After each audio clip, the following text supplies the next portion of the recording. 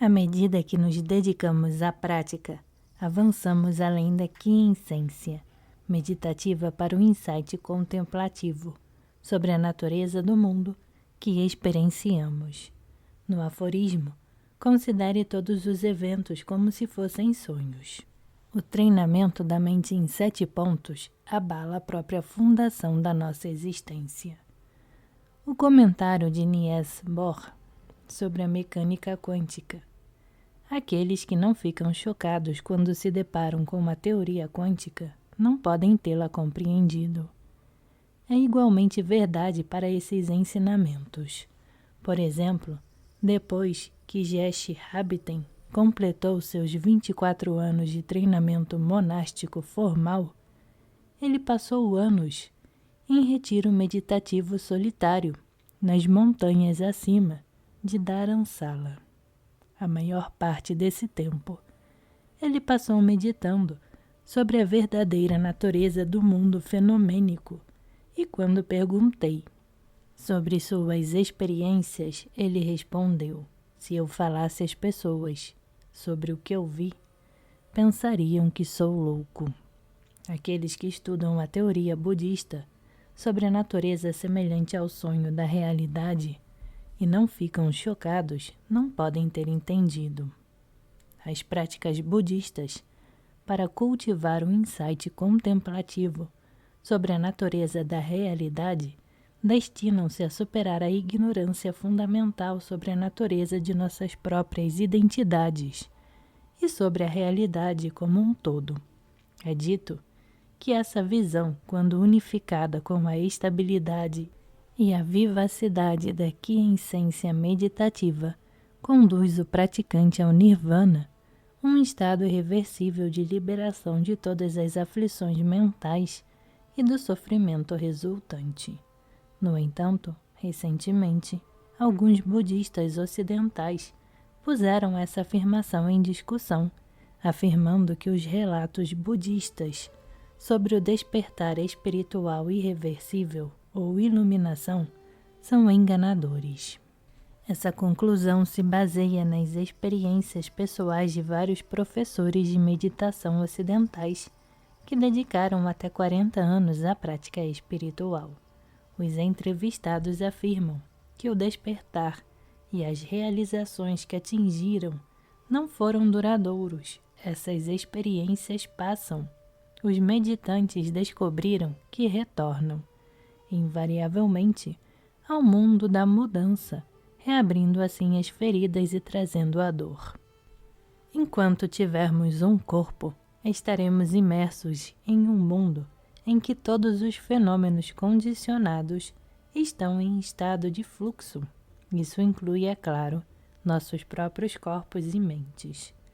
Mas a questão importante é: nosso engajamento com o mundo que está em constante mudança desencadeia necessariamente as aflições mentais de apego, raiva e delusão? A afirmação budista é a de que essas toxinas mentais são responsáveis por todo o sofrimento mental e o medo. Quando a mente é purificada dessas aflições, toda a angústia desaparece e até mesmo a dor física é experienciada de tal forma que a mente permanece tranquila. Então, quando a afirmação budista sobre a possibilidade do nirvana é refutada, o que está exatamente sendo questionado? As aflições mentais, como se entende no budismo, não são de fato a raiz do sofrimento? Ou se são, não há possibilidade de se curar para sempre dessas aflições? Em outras palavras, se aceitarmos a premissa de que sofremos porque nossas mentes são distorcidas por tais aflições, somos intrinsecamente perturbados ou apenas habitualmente perturbados. A observação de que muitos meditantes budistas ocidentais sêniores não alcançaram um estado duradouro de liberação deve nos levar ao questionamento, não apenas da autenticidade dos relatos tradicionais sobre o nirvana, mas também da natureza da nossa própria prática espiritual. Ouvi muitos relatos de budistas ocidentais sobre seus profundos insights a respeito da natureza da realidade por meio da prática meditativa do insight, mas nunca ouvi nenhum deles dizer que atingiram a quiescência, como descrito nos tratados budistas indianos mais importantes sobre essa prática. Por outro lado, ouvi o relato pessoal de um contemplativo tibetano, Lobsang Tenzin, sobre seus 15 anos de prática meditativa solitária, intensiva e contínua, resultando no que ele chamou de um estado de bem-aventurança imperturbável que era constante durante e entre as sessões de meditação formal. Nunca ouvi falar de nenhum budista ocidental que tenha se dedicado à prática de maneira tão incrível em circunstâncias tão adversas. Mas se, por meio de uma prática diligente, uma pessoa foi capaz de alcançar um estado permanente de liberação, essa mesma possibilidade existe para outros que ainda não tenham desenvolvido esse nível de insight. O próprio Buda deixou bem claro que o atingimento do Nirvana depende da união de quiescência e insight, pois sem a estabilização desenvolvida pela prática da quiescência, todos os insights serão fugazes e seus efeitos transformadores e liberadores não durarão. No entanto, uma escola de meditação budista recente, originária da Birmânia, propôs que a realização de altos graus de estabilidade atencional da genuína quiescência ou estabilização meditativa não seja necessária para a realização do Nirvana. É suficiente, afirmam eles, realizar a natureza absoluta da realidade, ou Nirvana, com o apoio de uma mera estabilização momentânea. Muitos budistas ocidentais seguiram esse conselho e parece que, até mesmo os mais experientes, não conseguiram obter nenhum estado duradouro de liberação. A própria noção de que um vislumbre momentâneo da natureza absoluta da realidade, ou mesmo de muitos desses momentos, deveria ser suficiente para superar permanentemente a aflição fundamental da delusão parece duvidosa. Como uma analogia, se uma pessoa sofre de paranoia aguda, um simples vislumbre da falta de fundamento desse medo provavelmente não a curará para sempre. Porque, então, alguém deveria esperar que um mero vislumbre da verdadeira natureza da realidade como um todo fosse suficiente para superar nossas delusões, que são muito mais profundamente enraizadas do que qualquer psicose.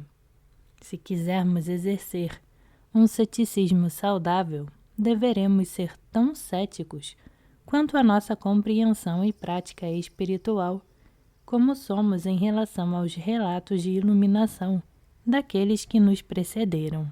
Caso contrário, em vez de nos elevarmos à realização contemplativa budista, seremos propensos a recuar aos pressupostos freudianos comuns de que os seres humanos são inevitavelmente sujeitos ao sofrimento devido ao poder superior da natureza, à debilidade de nossos próprios corpos e à inadequação das regulações que ajustam as relações mútuas dos seres humanos na família, no Estado e na sociedade.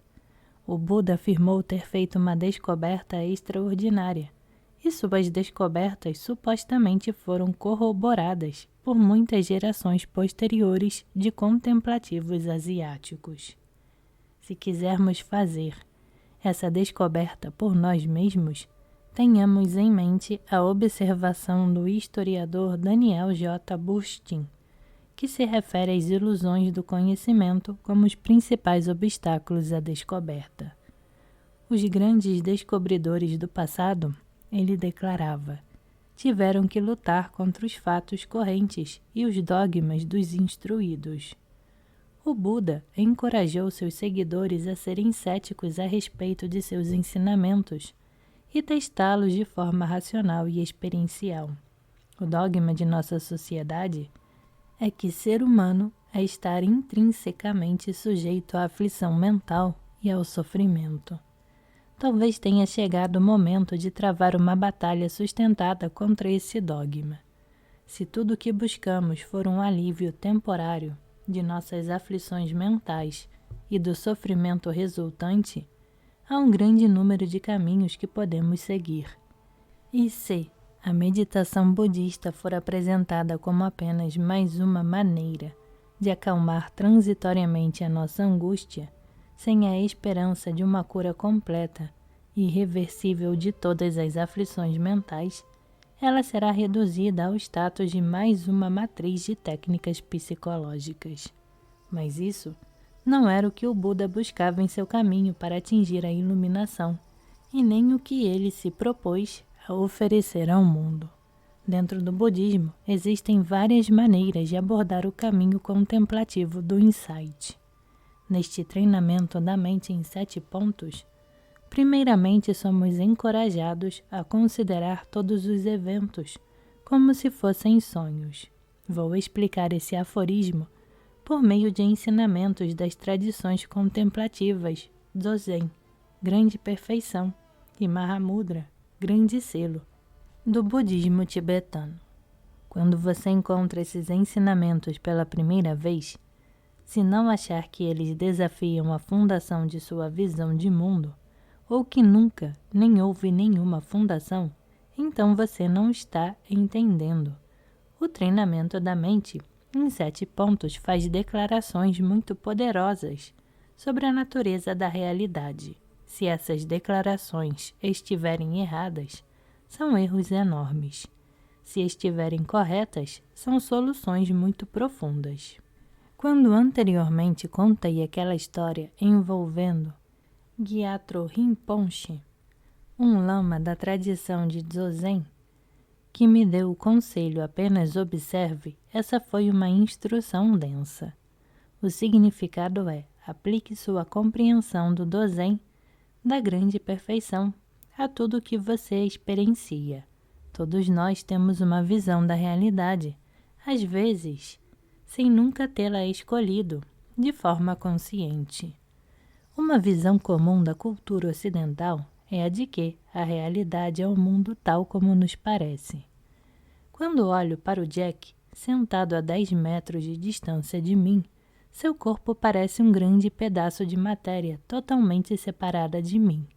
Eu estou aqui e ele está lá, e há um vazio entre nós. O ambiente que experiencio também parece estar totalmente lá fora, e independente de tudo o que penso, digo ou percebo. Pelo que eu sou capaz de dizer a respeito das aparências, se eu caísse morto, a realidade não mudaria. As aparências sugerem que os fenômenos percebidos existem independentemente da própria percepção. A maioria de nós, por descuido, vive de acordo com essa visão filosófica.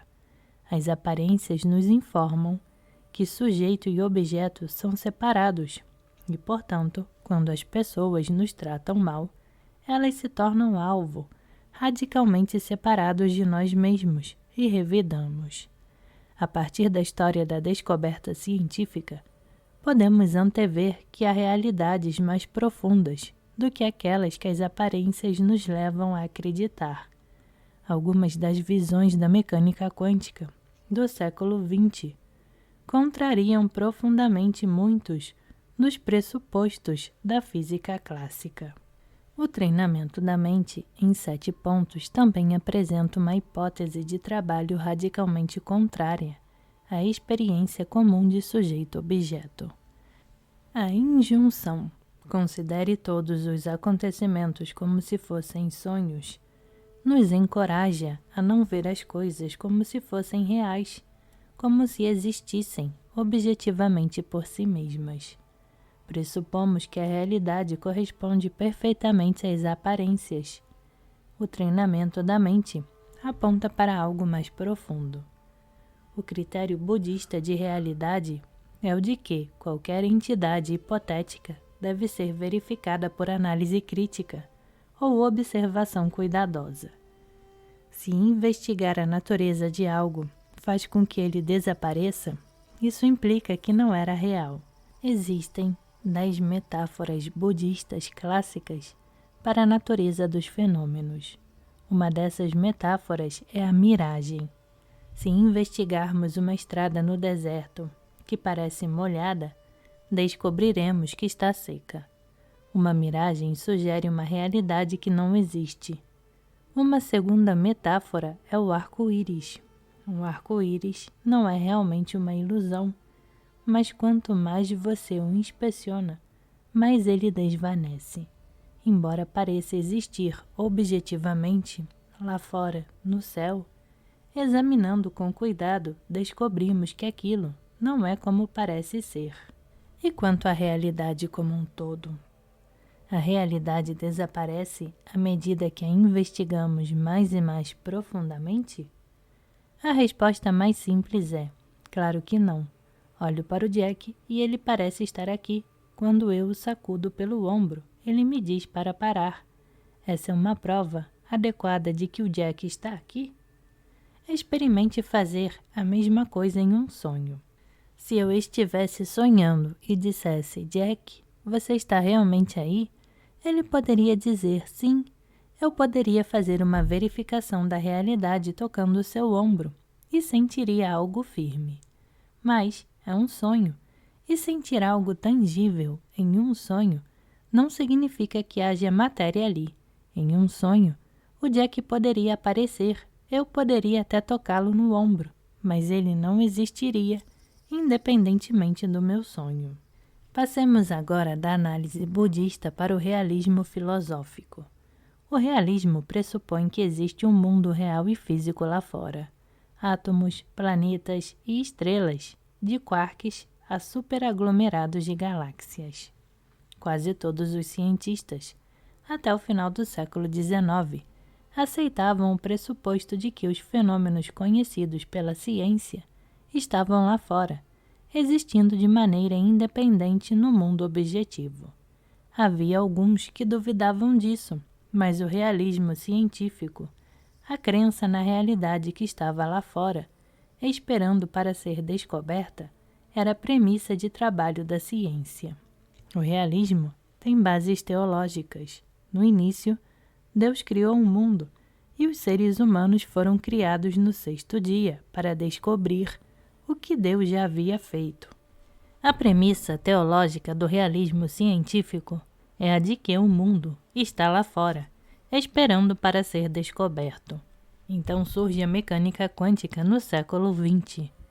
Os cientistas, trabalhando sob a premissa reducionista de que, para entender algo, é necessário reduzi-lo aos seus componentes básicos, começaram a investigação sobre o que pensavam ser as pepitas de ouro da realidade física, os rolamentos indestrutíveis absolutos da máquina de realidade.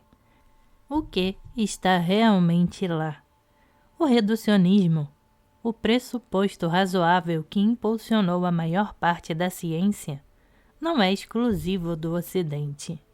A escola Vaibhashika da filosofia budista afirma que apenas os constituintes fundamentais são reais, e o resto dos fenômenos são simplesmente configurações subjetivamente tendenciosas.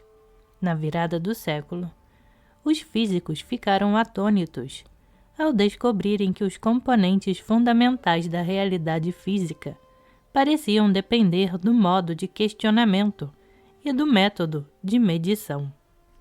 Os componentes fundamentais da realidade lá fora não pareciam existir, independentemente dos sistemas de medição, como comentou o físico Bernard de Spagna recentemente.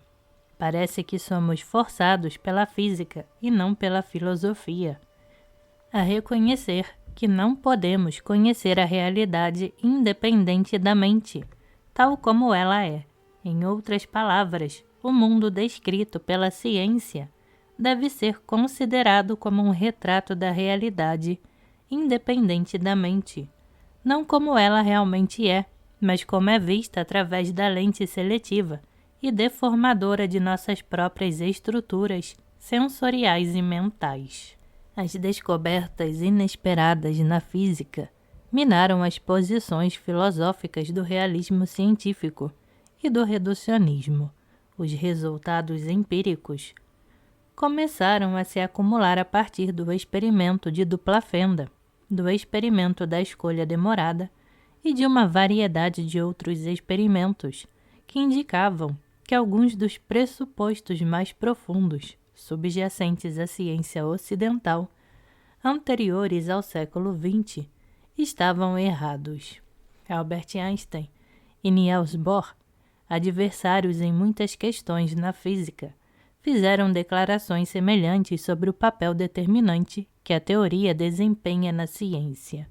Quando a mecânica quântica estava em seus primeiros estágios de desenvolvimento, Einstein comentou com o jovem Werner Heisenberg: em princípio, é errado tentar fundar uma teoria apenas em grandezas observáveis.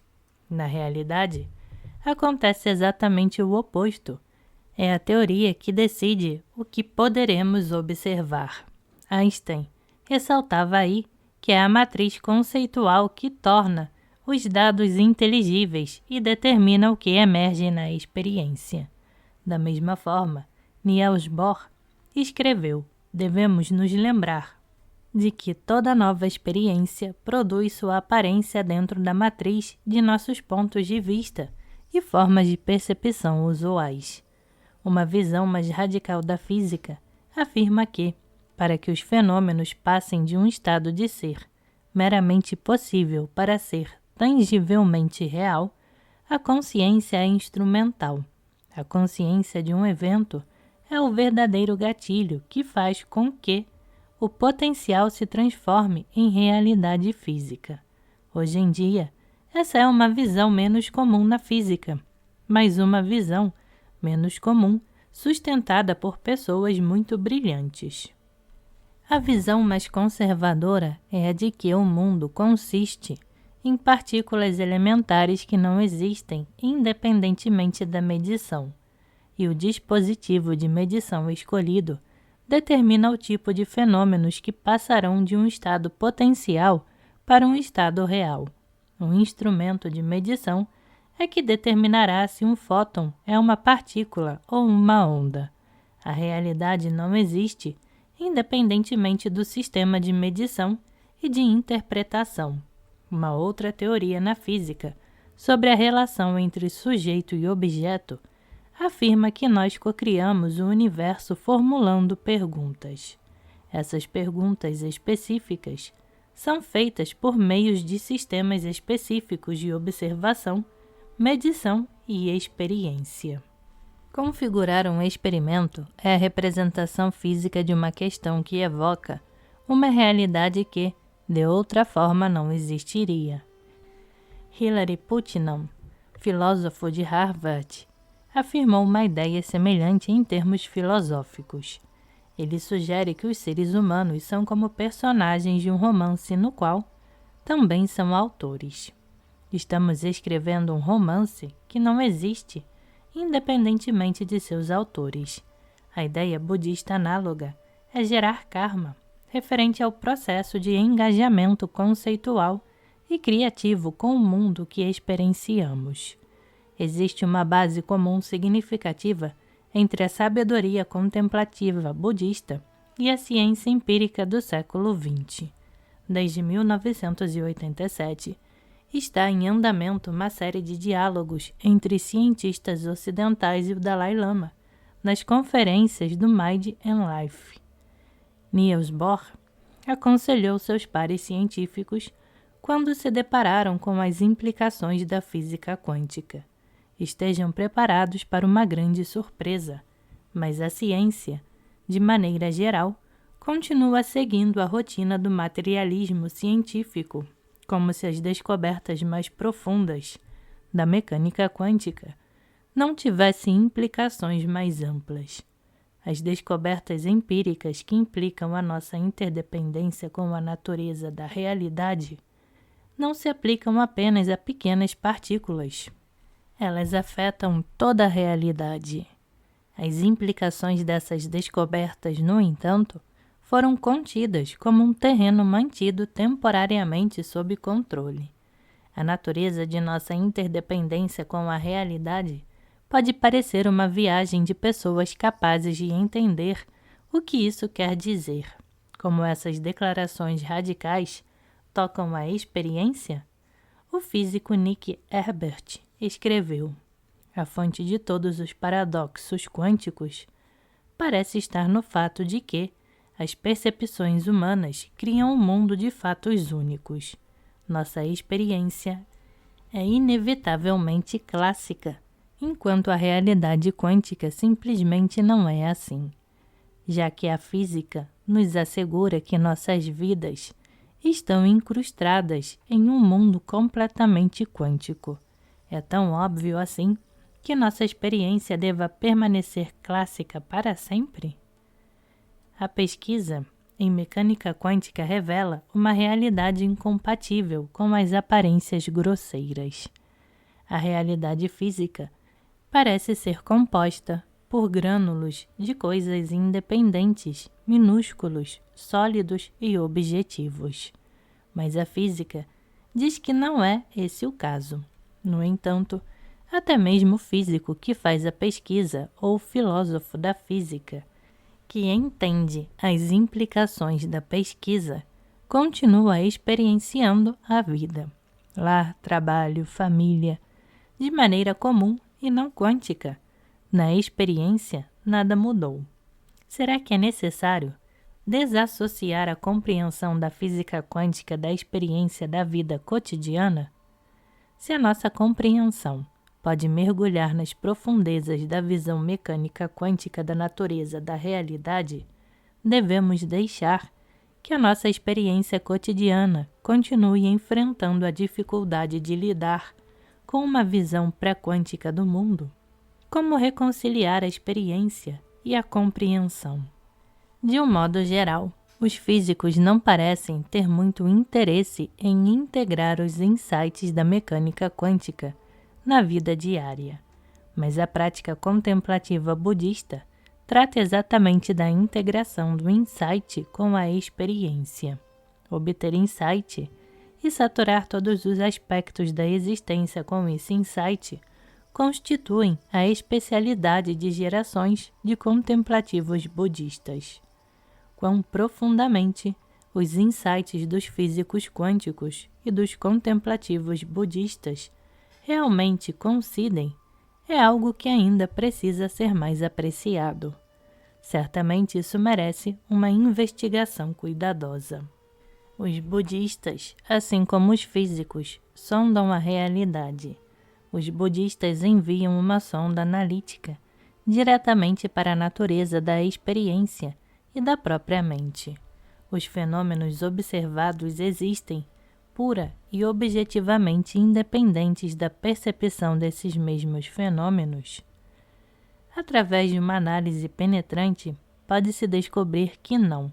Em vez disso, há um componente subjetivo nos fenômenos sem o qual eles não existem. Por exemplo, uma sala parece estar totalmente lá fora. Quando investigamos, descobrimos que a sala, tal qual a percebemos, depende de nossas faculdades visuais. Da mesma forma, os sons que ouvimos são dependentes de nossa capacidade de ouvir. Nesse ponto, estamos envolvidos em um truísmo psicológico. Continue investigando. A luz existe. Os fótons existem. As ondas sonoras realmente se propagam nos vários meios em velocidades finitas. Uma onda sonora, como descrita na física, surge algo para a sua mente conceitual. Mas o que você realmente ouve é bastante diferente. É possível que você sinta uma onda de choque de um jato quebrando a barreira do som, mas você nunca percebe uma onda de som se movendo pelo ar, assim como você nunca viu um fóton viajando a 300 km por segundo.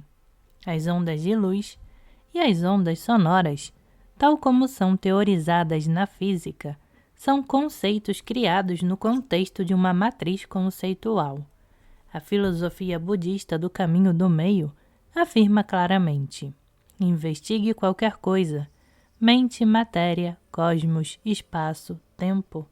Investigue sua objetividade como algo que existe sem qualquer vestígio de qualquer influência subjetiva, conceitual ou perceptiva, e como resultado, você não encontrará nada.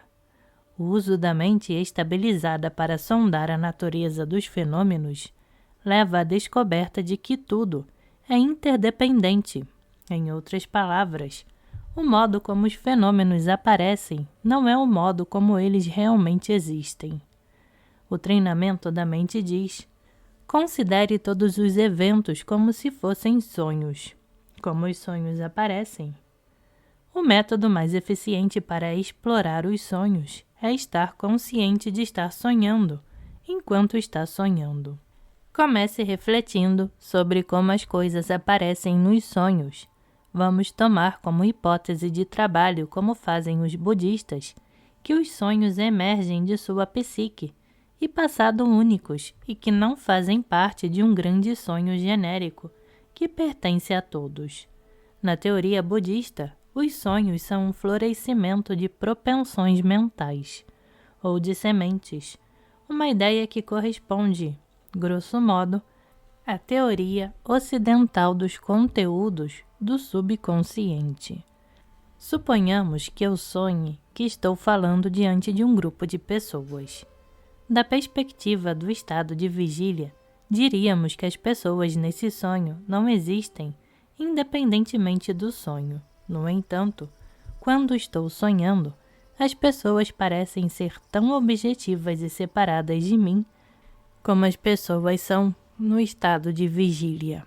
Em um sonho, se alguém me insultar, sinto raiva como se essa pessoa existisse de forma objetiva.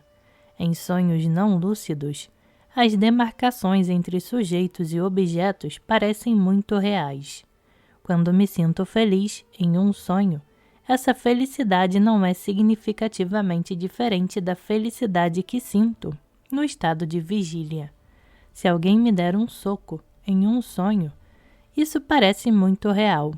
Embora pareça haver um ambiente objetivo em um sonho, objetos e ambientes realmente existem em relação a mim, aquele que sonha. O sonho e aquele que sonha são interdependentes. Na análise budista, há uma analogia entre o estado de sonho não lúcido e o estado de vigília usual. Aquilo que pressupomos ser absolutamente real em um sonho e no estado de vigília não é como parece. A análise budista do estado de vigília deludido é aprofundada na analogia entre sonho e vigília. Do ponto de vista do estado de vigília, é fácil concordar que o que parece real e concreto no sonho é ilusório, apesar do fato de que, dentro do sonho, tudo pode ser comprovado como sendo real. Em meu sonho, posso tocar no Jack ou perguntar se ele é real e ele dirá que sim. No contexto de um sonho, essa é uma boa comprovação. Do ponto de vista do estado de vigília, eu entendo que os objetos no sonho não têm existência objetiva, mas dependem de mim, aquele que sonha. Dentro de um sonho, você pode ter absoluta certeza de que não está sonhando. Para pôr fim à delusão de confundir o estado de sonho com realidade, é preciso estar consciente, dentro do sonho, de que você está sonhando. A partir do estado relativo de estar acordado, é possível refletir sobre o estado dos sonhos como sendo um estado de delusão. Os budistas extrapolam o sentido de estado de vigília relativa para o verdadeiro despertar. A palavra Buda significa aquele que está desperto. Da perspectiva de um Buda, o estado normal, acordado é um estado de sonho relativo, e além disso, o sonho é deludido. Aqueles de nós que ainda não se tornaram Budas podem começar a apreciar a relação entre o sonho e aquele que sonha, praticando sonhos lúcidos. A prática diurna de yoga dos sonhos é que o treinamento da mente se refere no aforismo. Considere todos os eventos como se fossem sonhos. Não é necessário nenhum salto de fé para imergir na hipótese radical e intuitiva de que os fenômenos têm uma qualidade de sonho. Esta hipótese não é exclusiva do budismo. Ela pode ser encontrada em várias outras tradições contemplativas.